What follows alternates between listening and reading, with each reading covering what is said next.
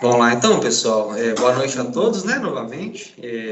Vamos dar continuidade aqui ao nosso estudo, na segunda parte do capítulo 2, do livro Os Mensageiros, terceiro livro, não é da série André Luiz? Vamos lá. Pegar aqui do ponto em que nós paramos, né? Vamos contextualizar, a gente pega aqui o fio da meada. Né? Então, no início do missionários, né? Oi? O livro é Os Missionários. O livro é Missionários da Luz. Aham. Você falou Os Mensageiros? Falei? Ah, desculpe, gente. Missionários da Luz. Desculpe que Gente, será que eu tô maluca? Não, troquei então. É isso mesmo. Missionários da Luz, terceiro livro, né, da série. Então, a gente está no segundo capítulo. E no início, né, Epífise, no início, o André Luiz ele aproveitou ali, né, o trabalho ativo, né, da psicografia, né?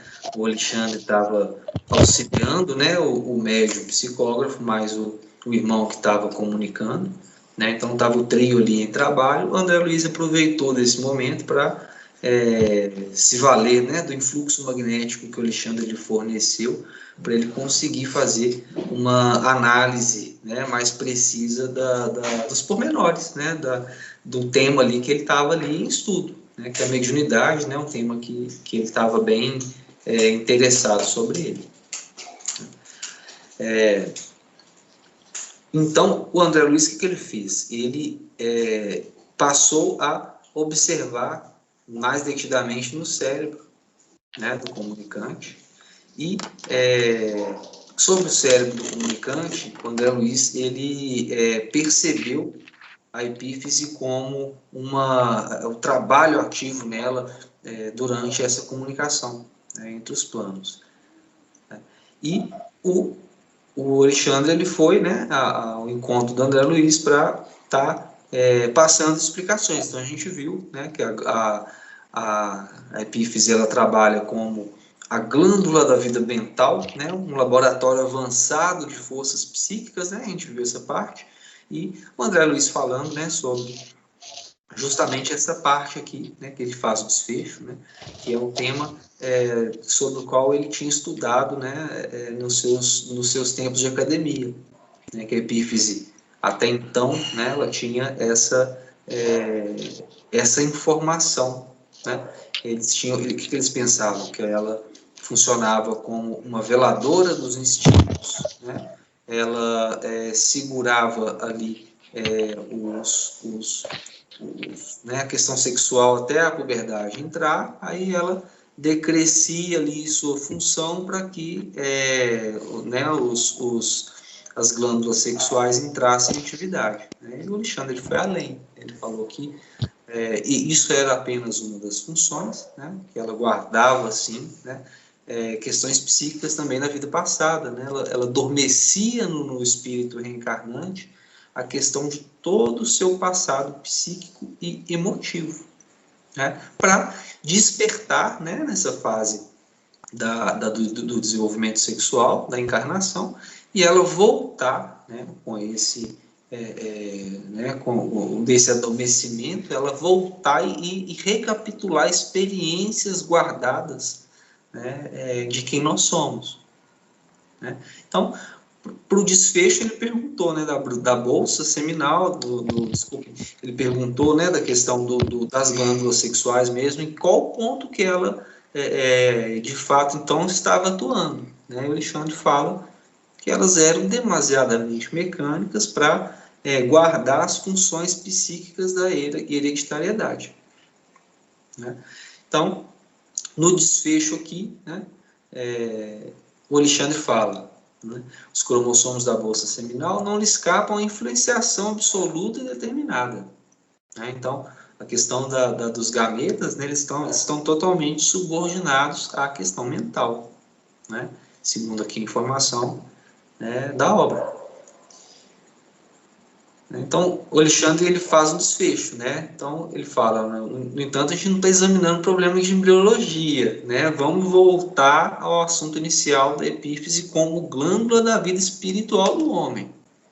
Então, ele dá essa continuidade aqui nesse tema. Vamos lá. Segregando delicadas energias psíquicas, né? A pineal, a epífise, prosseguiu ele. A glândula pineal conserva ascendência em todo o sistema endócrino. Então, gente, a glândula pineal, ela dirige, ela tem uma ascendência, né, em todo o sistema endócrino do nosso corpo. É ela que vai comandar ali as outras glândulas, né, para essas outras glândulas segregarem os hormônios, para cada hormônio de cada glândula fazer a sua função, né, específica ali no seu campo de ação. Ligada à mente, através de princípios eletromagnéticos do campo vital, que a ciência comum ainda não pode identificar, comanda as forças subconscientes sob a determinação direta da vontade. Vamos por partes aqui, que tem muita informação nessa frase do Alexandre. Então, vamos lá. Por partes, a gente chega lá. Ligada à mente, né? A mente que ele está falando aqui é aquela mente espiritual, né? Não é o cérebro do corpo físico, não é o cérebro do nosso perispírito, né? É a mente do espírito em si, aquela chama que ele observou lá nos Mensageiros, né? O livro anterior, né? Ele já fez essa observação, e aqui também, no início dessa obra. Então, a glândula pineal, né, ligada à mente, né, a mente espiritual, aquela mente indelével, né, porque fora os órgãos de expressão, né, que são os cérebros do corpo físico e do perispírito, né, que são órgãos transitórios, né, a mente espiritual não, ela é aquele arquivo que guardou tudo que a gente passou e guardará tudo que a gente irá vivenciar, né, em nossa imortalidade, né, disso que ele está falando. Então, a glândula pineal ligada, né, à mente por princípios eletromagnéticos do campo vital sinônimo de duplo etérico, de, né, áurea também, que é chamado, a gente vai ver isso ali, né, para a gente pegar esse fio, né? Então, através desse campo vital, a glândula pineal, ela se liga à nossa mente, né? E ele ainda fala, né, a nossa ciência, né, terrestre ainda não consegue identificar, né, esse processo, né? Ela comanda as forças, né? Então, a glândula pineal, através desse processo de ligação com a mente, através do campo vital, ela vai estar comandando as forças subconscientes do nosso subconsciente sob a determinação direta da vontade, da nossa vontade. Vamos pegar isso aí de novo, tá? Nos elementos ali que a gente vai digerir isso aí um pouco melhor. Eu demorei a tentar entender um pouquinho disso aqui, porque realmente né, eu achei bem difícil. As redes nervosas constituem-se-lhe os fios telegráficos para ordens imediatas a todos os departamentos celulares e, sob sua direção, efetuam-se os suprimentos de energias psíquicas a todos os armazéns autônomos dos órgãos. Então, vamos lá, gente. Tem muita informação aqui nesse trecho. Muita. Então, primeiro, a glândula pineal, ela, ao termo, né, do que o Alexandre usou, né, ela segrega, né, como se fossem hormônios psíquicos ou unidades força, né, que ele comparou ali, né? Então, ele fala hormônio psíquico, gente, por falta de terminologia, como se... como é que passar para o slide aqui, a gente vai conversando. Então, tá aí, a glândula pineal, né? Ela crescendo em luminosidade ali durante a transmissão, durante a psicografia, né? E olha como é que ela atua, né? Ali, na imagem da esquerda, ali, o espírito, né, em si, né, algo ali sem forma definida, né, colocado ali, né. Pulemos o corpo mental, a gente viu, né, a questão do corpo mental já nas obras anteriores, né, beleza. Então, temos o nosso perispírito, corpo físico e duplo etérico. Nessa imagem aqui de cima, a gente tem, né, essa mesma junção, né? Seria o nosso corpo físico, né? O nosso perispírito, está aqui escrito corpo astral, perispírito, né? Corpo espiritual, né? Então está aqui, e o duplo etérico é nada mais que o fluido vital, né, que todo ser vivo, né, possui, né? E ele tem uma característica diferenciada, né, nos humanos, em nós, né, nos espíritos completos, por conta da nossa capacidade de pensamento contínuo, da razão. Então, ela confere características diferentes a esse campo vital, ou duplo etérico, né? Tem diversos nomes. Então, a glândula pineal, essa glândulazinha aqui, né, ela faz essa função tanto no corpo físico quanto, né, no perispírito também, faz a ligação com a nossa mente através do duplo etérico, né, e o que ela faz? Usa o sistema nervoso, está aqui nessa imagem do meio, olha, destaque, né, o sistema nervoso, ele envia os comandos que ela envia esses comandos todos, olha ela aqui, olha, para todo o sistema endócrino. O que o sistema endócrino faz? Cada glândula dessa aqui, sob o comando mental, ela emite, o comando mental emite a ordem, o sistema endócrino, através da glândula, ela produz o hormônio, e esse hormônio ele vai estar sendo direcionado, né, para cada função que ele exerce. Cada glândula aqui fazendo a função de cada hormônio.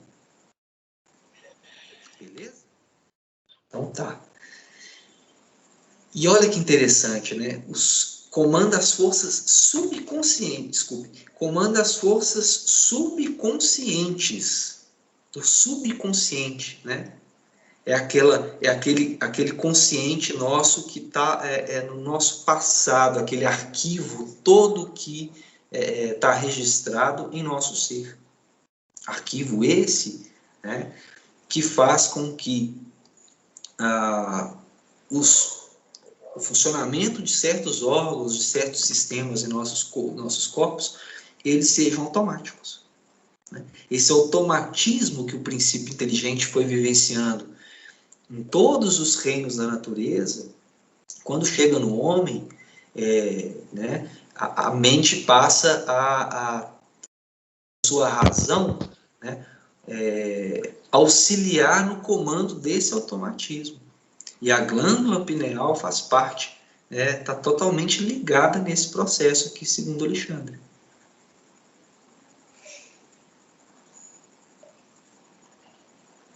Beleza? Então tá. E sob a determinação direta da vontade. E interessante a gente pegar de ver essa questão da vontade também. Que a gente vai ver aqui para frente agora. Eu fiz uma inserção aqui para a gente contextualizar aqui a importância, né, que é a vontade em tudo na nossa vida. Né? Então, a glândula pineal, ela faz parte desse processo, né? É uma glândula, gente, claro, né? O comando aqui que a gente viu, né, todo é mental, né? A glândula ela nada mais faz que ela funciona através dos comandos dos sentidos, certo? Então, vamos ver aqui a questão da vontade. Olha, eu fui lá no pensamento e vida, né? Foi até um tema de um estudo da segunda-feira. Quem pegou, vamos rever de novo. A gente quer, isso aqui é de uma importância, né? De um ponto-chave assim, muito belo. Comparemos a mente humana, esse livro Pensamento e Vida, gente, do Emmanuel, né, através do Chico. Então, comparemos a mente humana, espelho vivo da consciência lúcida, a um grande escritório, subdividido em diversas seções de serviço. No primeiro capítulo, né, o Emmanuel fala, né, dali, a mente é o espelho da vida, né? Que a nossa mente é o espelho da nossa vida em toda parte. Né? Esse é o tema central do primeiro. Né? E ele pega o segundo ali, colocando a vontade como um fator determinante no funcionamento. Então, vamos lá. Ele faz essa comparação. Olha, um grande escritório subdividido em diversas seções. A nossa mente. Então, olha a divisão aqui, olha. Aí possuímos o departamento do desejo, que operam os propósitos e aspirações, acalentando o estímulo ao trabalho. Departamento da inteligência, dilatando os patrimônios da evolução e da cultura. Departamento da imaginação, amealhando as riquezas do ideal e da sensibilidade. Departamento da memória, arquivando as súmulas da experiência e outros ainda que definem os investimentos da alma. Acima de todos eles, porém, surge o gabinete da vontade. Olha que interessante que o Emmanuel coloca. A vontade é a gerência esclarecida e vigilante, governando todos os setores da ação mental. Para considerar a importância, basta lembrar que ela é o leme de todos os tipos de força incorporados ao nosso conhecimento. A vontade, nossa vontade, ela é o leme, né, de qualquer tipo de força, né, que existe no conhecimento aqui da espiritualidade, como colocado pelo Emmanuel. Então, o que a vontade faz? Ela é o leme. Né? O leme, o que ele faz? Ele direciona, né, a direção para que a gente quer ir. E é através da vontade. Não é muito nítido isso quando a gente tem percepções de exemplos, né? Pessoas que têm um objetivo e têm uma força de vontade enorme e buscam esse objetivo. Né? É a direção que ela a intensidade e a força que essa vontade dessa pessoa vai ter que vai determinar essa direção. E para o funcionamento do nosso corpo, esse princípio ele vale da mesma forma.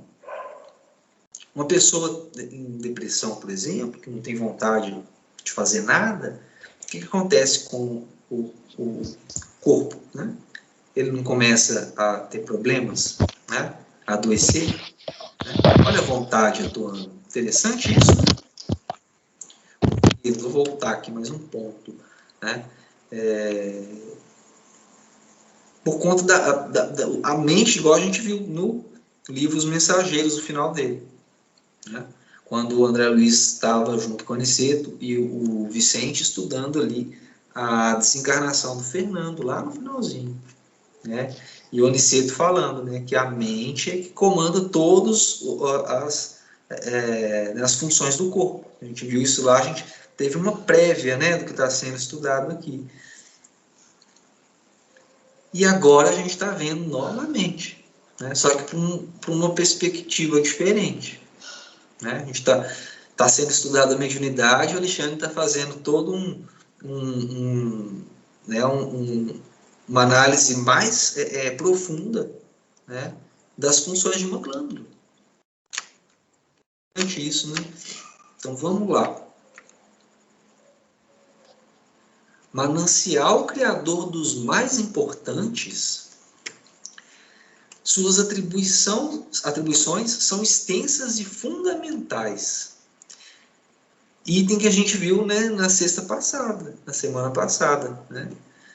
A questão do centro genésico, né, o centro de força genésico, ele está totalmente ligado com a questão da criação de novas formas, né, através da reprodução, mas também totalmente ligado com a questão da criatividade, da inspiração, não é? Então, como essa glândula, né, ela é veladora dos nossos instintos ali durante o início da nossa encarnação, e depois ela acorda, né, e nos faz relembrar, né, daquele mundo psíquico ao qual a gente tem, né, em nós, ele aflora ali naquele determinado momento, né? Então ele é um manancial também criador, de criação. Na qualidade de controladora do mundo emotivo, sua posição na experiência sexual é básica e absoluta. De modo geral, todos nós, agora ou no pretérito, viciamos esse foco sagrado de forças criadoras, transformando-o num imã relaxado entre as sensações inferiores de natureza animal. Vamos lá. Então, como ela, né, a gente viu essa função dela de controlar o mundo emotivo, de ser veladora, né, de dar uma pausa ali, né, nessa questão do mundo emotivo, da questão sexual ali para o início da nossa encarnação, e ela aflora, né, então ela né, tem uma posição, né, no nosso passado e no que somos, né, no sentido de emoção, né, emocional, sexual, fundamental. E o Alexandre coloca, olha, de modo geral, né, não todos nós, né, mas a grande maioria, se não agora, no presente ou no pretérito, viciamos esse foco sagrado de forças criadoras, né, entre as sensações inferiores de natureza animal. Quantas existências temos despendido na canalização de nossas possibilidades espirituais para os campos mais baixos do prazer materialista? Aqui, gente, o Alexandre não está colocando, né, relações sexuais como algo ruim, não é isso, né? O que ele está falando? Né? Ele está falando sobre o desregramento, sobre a viciação, né, sobre o uso indevido desse potencial, dessa força, desse recurso que a gente recebeu. A gente vai ver aqui mais para frente. Lamentavelmente, divorciados da lei do uso, esse é o ponto. Divorciados da lei do uso, né? Não sabendo usar, né? Abraçamos os desregramentos emocionais e daí, meu caro amigo, a nossa multimilenária viciação das energias geradoras carregadas de compromissos morais com todos aqueles a quem ferimos com os nossos desvarios e reflexões. Aí a questão já é mais ampla, né, gente? Por quê? A gente não sublimando esse recurso que a gente tem, né, que possuímos, o mau uso dele, desse regramento, o que ele faz? Ele vai envolver situações de compromissos morais com todos aqueles que lá no passado e no presente, né, ferimos com os nossos desequilíbrios. Se a gente for parar para refletir um pouco, né, fazer uma análise assim, bem superficial, uma grande parte, eu não vou arriscar nenhuma porcentagem, mas uma grande parte, né, das quedas, desequilíbrios, de débitos dolorosos enormes, são provenientes de questões passionais. E a gente tem na própria obra, que até então, né, exemplos disso. A gente não viu, né, a Esmalha, né, nos Mensageiros, a Esmalha com o Alfredo, né, a questão ali né, o até então amigo, né, do Alfredo, ele criando, né, gerando uma calúnia ali, uma mentira para separar o casal, né, a fim de tentar, né, ele era apaixonado com a Esmalha, né, então ele comete algo ali e o Alfredo, né, ao invés de buscar ali, né, um entendimento, né, ele cai naquela questão. A gente não viu o resultado disso, né? O resultado que foi, né? O Alfredo numa situação ruim, né? Aquele que caluniou numa situação péssima, né? Atendido ali naquele posto de socorro, né? E a Esmalha como uma conduta, né? Pautada no Evangelho, né? Ela passando ali numa situação, né? Pós-desencarne, ela numa situação espiritual muito bem, né? Vimos esse exemplo, né? E a gente vê vários outros exemplos também. Então, o que é muito comum a gente perceber, né? As questões passionais como queda, né, de uma grande parte da humanidade. E o motivo disso tudo é o que o Alexandre está colocando, né? Preferimos, né, esses desregramentos emocionais, né? Pensando que, né, essas questões, né, essas situações vivenciadas são histórias que ficaram no passado distante, né, e não são, né? O próprio Emmanuel tem uma obra belíssima que chama, né, Sexo, Vida e Sexo, né, que ele traz ali muitas reflexões sobre esse ponto, essa questão, né? Veremos lá na frente, aqui na série, né, Sexo e Destino, com André Luiz. Também uma obra destinada também a essas questões. E olha o que ele fala mais, olha. O pessoal, os pais que tem o microfone aberto, se peço favor para olhar se alguém esqueceu de fechar. Obrigado. Então vamos lá, olha. O Alexandre ele continua. Do lastimável menosprezo a esse potencial sagrado, decorrem os dolorosos fenômenos da hereditariedade fisiológica, que deveria constituir invariavelmente um quadro de aquisições abençoadas e puras. É a consequência, né, gente? Esses débitos, né, ele está falando de todos os débitos, de todas as tramas que essas ações, nossas ações produzem, elas geram, né, na nossa conta, né, que a gente tem que voltar a reequilibrar essas questões, né, todas decorrentes, né, dessa nossa conduta, como ele colocou, né, multimilenária, são muitos milênios, né, de viciação desse potencial, no uso, né, desequilibrado desse potencial. A perversão do nosso plano mental consciente, em qualquer sentido da evolução, determina a perversão de nosso psiquismo inconsciente, encarregado da execução dos desejos e ordenações mais íntimas na esfera das operações automáticas. Isso aqui está ligado lá na parte que a gente começou. Então, quando a gente faz um desequilíbrio, né, quando pervertemos o nosso plano mental de forma consciente, né,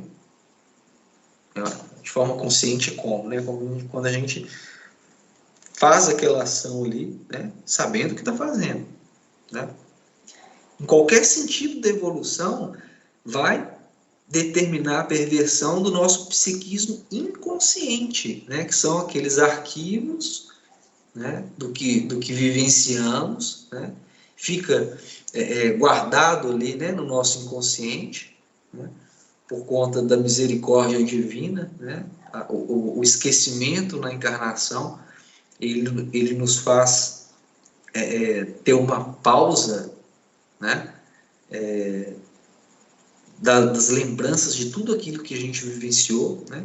Nós não suportaríamos relembrar de tudo que vivenciamos, né? A gente não teria suporte, isso invariavelmente isso iria atrapalhar, né, a nossa convivência, porque a gente está ligado a pessoas hoje, né, que fizeram parte, né, de toda essa trama, sem dúvida, né? Então, ao termos essa bênção, né, do esquecimento, né, e até o pós-desencarne a gente tem, né, não basta desencarnar que a gente tem acesso, né, a tudo que vivenciamos, tudo que fomos e vivenciamos, né?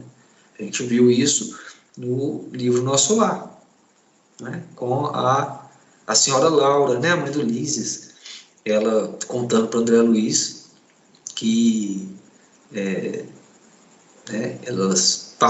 ela mais o esposo, né, o Ricardo, passaram por um processo, né, de tratamento magnético para estar relembrando 3 encarnações passadas. E o objetivo que eles fizeram isso com os dois foi para uma preparação para uma futura encarnação. Que até no final da obra, né, o Ricardo ele já tinha ido, né, e a senhora Laura foi, né? Então, por isso, por uma preparação, né? Então, como que a gente sabe o que a gente foi? Através do nosso inconsciente, está ali, né? As nossas tendências, né? Aquelas notas da nossa personalidade, né? Que fluem através, né, da forma que a gente pensa, né? De como a gente age, né? E esse psiquismo inconsciente, né? Ele faz parte, segundo Alexandre aqui, do processo de execução dos desejos e ordenações na esfera das operações automáticas do nosso corpo. Isso aí para chegar também nesse ponto das operações do nosso corpo. A questão do automatismo que a gente foi desenvolvendo, né, ao longo da evolução, né, como a mente comanda tudo isso, né, essa pervenção nossa em qualquer campo, né, essa perversão consciente, ela vai trazer uma perversão do nosso inconsciente, trazendo o quê? Desequilíbrio ao nosso veículo de expressão. Como ele fala, olha, a vontade desequilibrada, olha a vontade aqui de novo, gente. Ela não é o leme, né? Se a mente é o espelho da vida, né, e a vontade é o leme da nossa vida, quando a gente emprega a vontade, né, para o desequilíbrio, a consequência é lógica, né? Desregula o foco de nossas possibilidades criadoras, como ele está falando aqui, né, da questão de uma glândula totalmente ligada, né, à questão da mente, né? Por isso que ele trouxe essa questão aqui da criação também, né? Daí procede a necessidade de regras morais para quem, de fato, se interesse pelas aquisições eternas nos domínios do espírito. Olha a questão moral, gente, como um ponto de felicidade em nossas vidas, porque o equilíbrio, né, mental, consequentemente o equilíbrio do nosso corpo físico, né, vai nos trazer o quê? Né? Serenidade, paz e equilíbrio, né? É óbvio, né? Lógico isso, né? É até matemático, né? E entrando aqui, né? Jesus, quando trouxe o Evangelho para a humanidade, ele trouxe, né, um código, né, de proceder, né, que é um código universal. Ele faz parte de um código de conduta universal. E ele tem um sentido só utópico, religioso? Não. Né? Ele é, de fato, né, como o Alexandre está colocando aqui, né, ele é de fato uma necessidade para o nosso equilíbrio e a nossa felicidade individual e coletiva, né? Porque a individualidade, se cada individualidade, né, fizer a sua parte, né, a mudança do coletivo ela é automática, né? Renúncia, abnegação, continência sexual e disciplina emotiva não representam meros preceitos de feição religiosa, né? Renúncia, abnegação, né, gente, pelo como a gente viu, né, como aquela a gente praticar a caridade na sua expressão mais ampla de forma permanente, né, com muita perseverança, com um objetivo claro, né. Renunciação em quê? Né? Renunciação dos nossos, justamente dessas viciações multimilenárias que o Alexandre está colocando, né. E essa continência sexual que ele coloca não é uma castidade, né? Mas um uso equilibrado, né? A questão sexual como realizada com equilíbrio, com espiritualidade, com amor, né? Né? A questão toda que envolve, né, uma conduta pautada no próprio Evangelho do Cristo. Não é uma disciplina emotiva, né, como ele está colocando, né? E a disciplina emotiva não é só um preceito de feição religiosa. Né? São providências de teor científico para enriquecimento efetivo da personalidade. Nunca fugiremos à lei cujos artigos e parágrafos do Supremo Legislador abrangem o universo. Então, a gente não tem como, né? As leis universais, quando Deus criou tudo, né? As leis são imutáveis, como a gente viu na codificação, tão bem colocado, né? Pela equipe espiritual, né? Representada ali pelo Espírito de Verdade, e o brilhante entendimento, né? E a brilhante interpretação do próprio Kardec, né? Trazendo ali nas suas leis como leis né? que trazem todas as características, né? Que um Supremo Criador tem que ter. E a gente não consegue fugir dessa lei, né? Essa lei ela funciona para o nosso bem. Se estamos em desequilíbrio é porque não estamos agindo de acordo com essas leis, né? Esse desequilíbrio, essa dor, ela atua justamente para mostrar ali para a gente, olha, tem algo errado, né? Tem algo errado aí, né? Não é assim? A dor, né, no nosso corpo, ela não funciona como alerta, né? Se a gente não tem sensibilidade da dor, o que acontece, né? A gente iremos nos machucar ali até mutilar, né, nosso corpo, porque a gente não sente dor, né? Ela fala ali, opa, peraí, né? Tá? Coloca os limites, né? Nos conduz, né, a reflexões, não é assim? E ele continua, olha, ninguém enganará a natureza. Centros vitais desequilibrados obrigarão a alma à permanência nas situações de desequilíbrio. E esse ponto aqui que ele coloca, né, o desequilíbrio desse ponto em específico, gente, é um desequilíbrio completo, né? Porque não é a mente o espelho da vida em toda parte, não é a mente que comanda através ali, com o auxílio da epífise. Ela não comanda todo o sistema endócrino, todas as glândulas.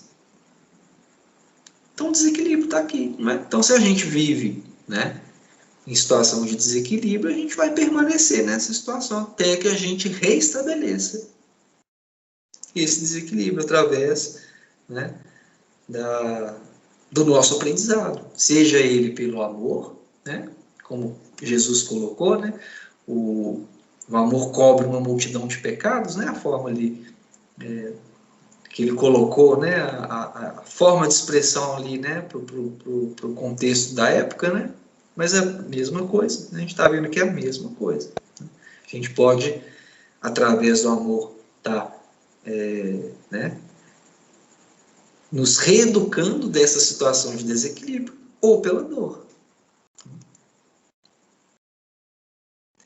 Não adianta alcançar a morte física exibindo gestos e palavras convencionais, se o homem não cogitou do burilamento próprio. O Alexandre está falando aqui, né, quando na hora do desencarne, né, a pessoa quer, através de uma gestos e palavras convencionais que ele coloca, na questão, né, dos nossos ritos exteriores, né, que criamos aí com a o nosso equívoco, né, de interpretar as questões religiosas trazidas, né? Isso não é suficiente para a gente modificar o nosso panorama, se a gente não teve uma vida equilibrada. A justiça que rege a vida eterna jamais se inclinou, né? A lei, ela não é alterável, né, gente? É uma lei perfeita. É certo que os sentimentos profundos do extremo instante do espírito encarnado cooperam decisivamente nas atividades de regeneração, além do túmulo, mas não representam a realização precisa. Esse ponto, gente, né, quando a gente tem um momento de lucidez ou arrependimento, talvez, né, a gente tem uma leitura, né, de tudo que a gente fez na vida e tem essa consciência, como ele está colocando, é um ponto, sim, né, inicial para a gente modificar, após o desencarne, né? Mas ele não representa a realização precisa. A realização precisa seria o quê? Né? Seria uma vida, né, toda pautada, né, no Evangelho de Jesus. Né? Esse é o nosso norte, né? Já há 2000 anos, né, trazidos para nós. Esse momento do desencarne, esse momento decisivo, né, essa percepção, esse sentimento verdadeiro de entender que a gente não fez o que poderia ter feito de melhor na vida, é muito positivo, mas não representa, né, a modificação completa, né, do que não fizemos.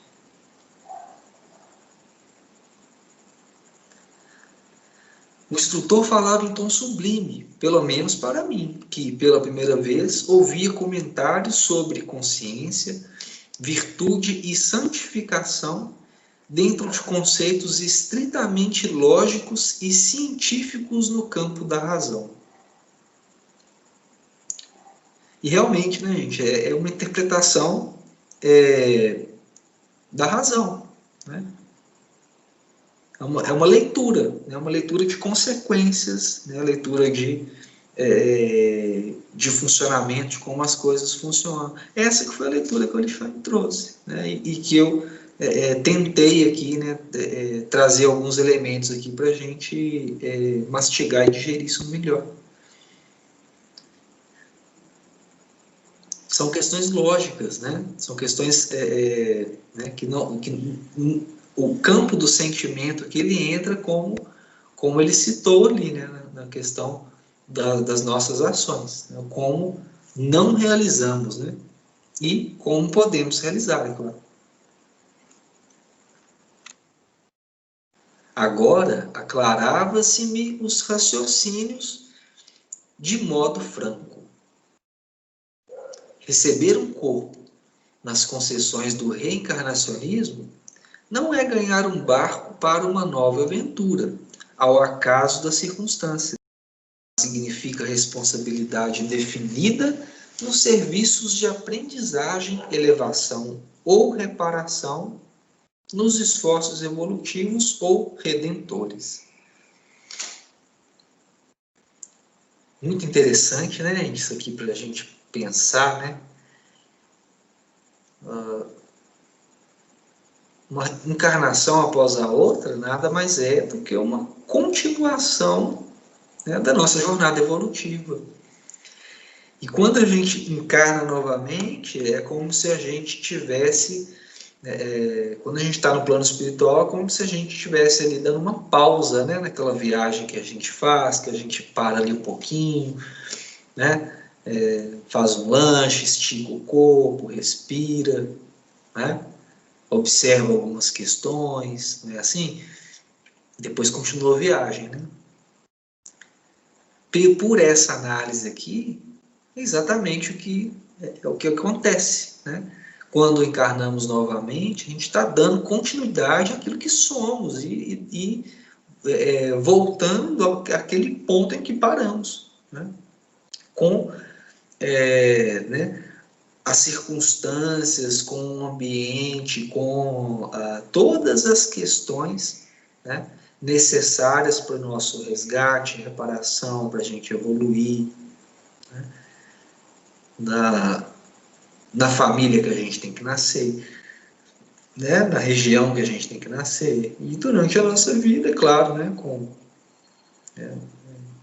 temos também, né, a liberdade, né, de fluir, né, mas as forças das circunstâncias sempre nos conduzem, né, para perto daqueles ali em que as situações aconteceram, né, aquelas situações daquelas viciações multimilenares que o Alexandre colocou, aconteceram no nosso passado. Com certeza a gente vai reencontrar, né, todas essas pessoas. Lembram lá do nosso lar, quando André Luiz começa a trabalhar nas câmaras de retificação, está lá, né, no segundo dia de trabalho dele, ele entra na ala feminina das câmaras de retificação e, de repente, né, chama atenção ali uma mulher, e ele começa a perceber, né, ela não enxergava, né, ela estava sem conseguir enxergar, ela não tinha recuperado a sua visão no pós-desencarne, estava em desequilíbrio, e ele reconhece nela, né, a jovem, né, que foi, né, que prestou serviços, né, na sua residência, né, contratada ali pelo seu pai, né, e ele teve um caso amoroso com essa jovem, né, e por conta desse caso amoroso, eu não me lembro agora se foi a mãe ou se foi o pai do André Luiz que, enfim, a família descobriu, né, não ficou de bom tom ali para uma família da sociedade, né, isso nos dizeres do André Luiz, tá, gente? Esse caso, né, da forma que foi, eles preferiram dispensar, né, a garota.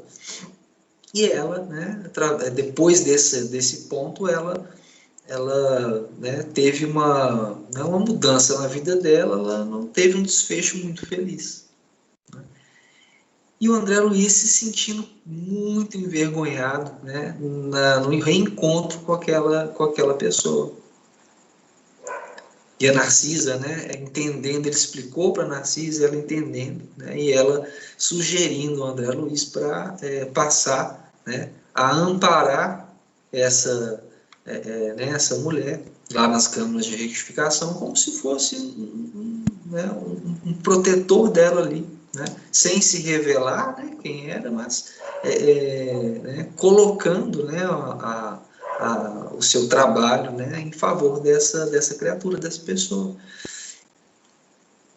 Então, para a gente ver, tá, o André Luiz, né, foi resgatado numa colônia, né, dentre milhares de colônias, foi resgatado numa colônia, né, caiu num determinado setor para trabalhar e encontra, né, uma pessoa em que ele teve, né, uma questão que encaixa justamente, né, nessas descrições, nessas situações aqui que a gente está estudando. E é assim que funciona.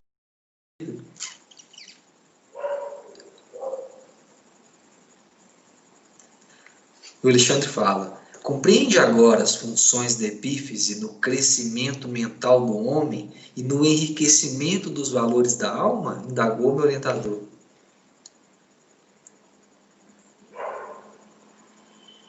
muito amplo, né, gente?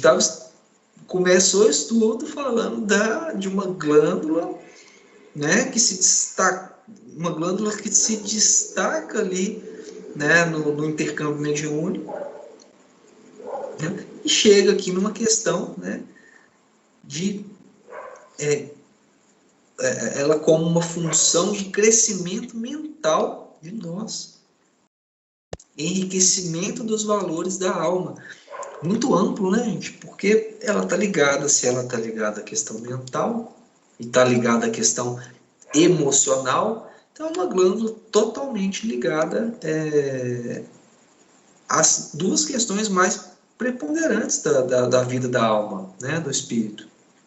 Né? Não são as duas asas da evolução, né, como Emmanuel colocou, né? A razão, o intelecto, né? A questão mental e a questão emocional. Quando a gente desenvolve e enriquece essas duas questões, né? Estamos prontos para alçar voos maiores, né? Assim, né? E Jesus lá no livro Jesus no Lar, no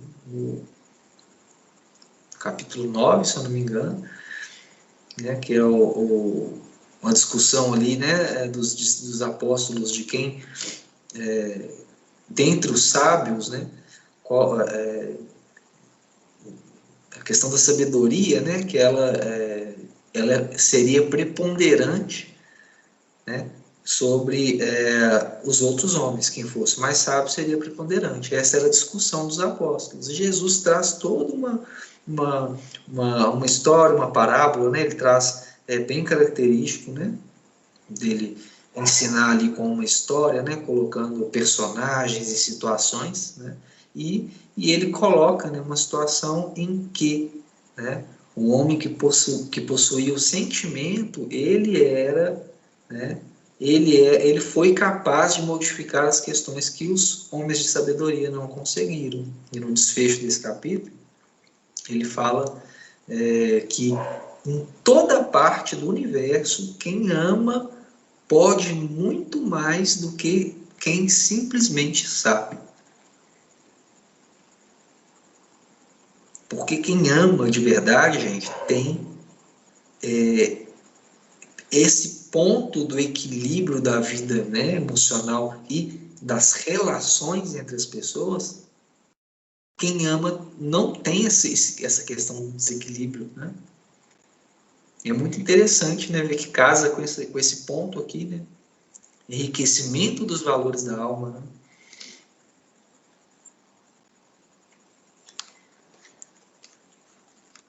Sim, respondi sob impressão forte. E o Alexandre fala, né? Segregando unidades força, esse unidades força entre aspas, gente, né? É como ele colocou, né? Os hormônios psíquicos, né? Porque cada glândula ela produz e emite ali o hormônio, né? A epífise, ela, sob o ponto de vista espiritual, tá, gente? Ela vai estar, né, também emitindo hormônios psíquicos, que ele colocou como sinônimo aqui, unidades força. Né? Hormônios psíquicos fazem o quê? Né? O hormônio ele não é uma substância que vai para determinado ponto do corpo fazer uma função, né? O hormônio psíquico é a mesma coisa. Nossa mente, ela emite um comando, e esse comando, através, né, desse processo, né, que descreveu lá no início, né, da ligação do campo vital, fazendo o campo vital, fazendo a ponte, né, da nossa mente com a epífise, emite essas informações pelo sistema nervoso, mandando, né, levando esse comando para cada ponto do nosso corpo.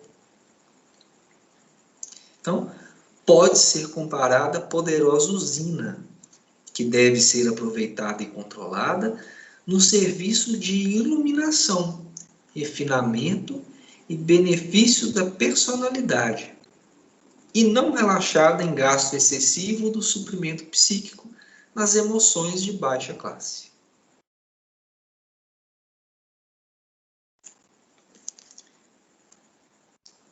Muito interessante esse ponto, né, gente? Então, uma glândula que está totalmente ligada à nossa vida mental, à nossa questão emocional, naturalmente vai estar ligada à questão mediúnica também, né? Ela vai fazer essa ponte, porque toda a questão mediúnica, né, ela tem um princípio ali, que é o princípio mental, né? Daí a consequência aqui, quando Elis observou, né, essa luminosidade de forma mais intensa, como ele descreveu no início, né, do capítulo, de forma mais intensa no irmão ali que estava psicografando, né, e de forma mais apagada nos demais companheiros da reunião.